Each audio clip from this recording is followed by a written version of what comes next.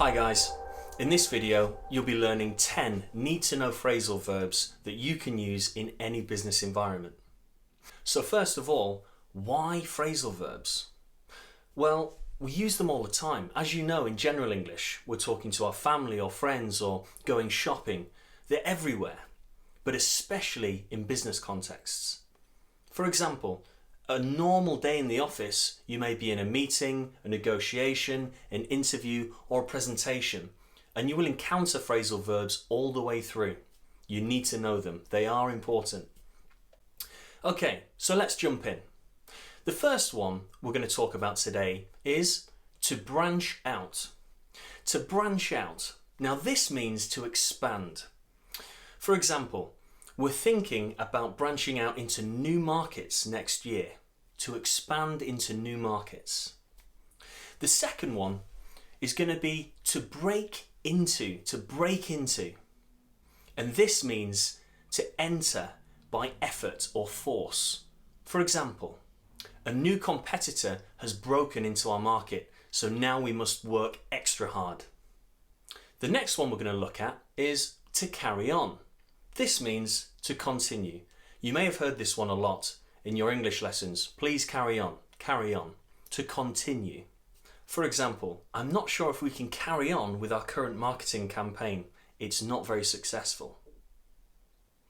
The next one we'll look at is to close down. And this means to stop operating. An example would be, sadly, there's been a lot of businesses closing down. The next one we'll look at is to look forward to.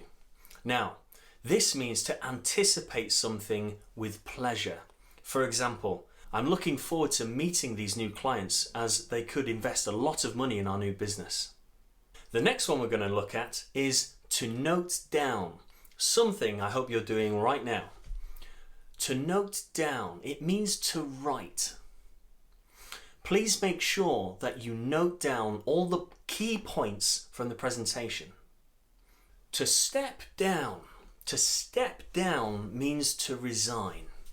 It does not mean to get sacked or fired or to retire. It is the act of resignation. Okay? So for example, the CEO has stepped down after 35 years service in the company. To step down. To take off. To take off means to rise quickly. Obviously, you may have heard this at the airport, with the aeroplanes taking off. So in this sort of way, we can talk about sales. For example, our new product line with the customers is really taking off. The next one is to take up. To take up means to occupy when we're talking about space or time. For example, the new project is taking up a lot of my time.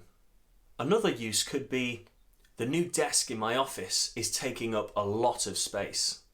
And finally, to weigh up. Now this is one of my favourites because it paints a really nice picture in your head as to what is happening. And it means to consider. To consider. For example, I need to weigh up all the points from your presentation before I make a decision. To weigh up. Right guys, before you carry on, you can easily learn these phrasal verbs and many more in the ebook at the link in the show notes below. Let me know what you think. Have a good day.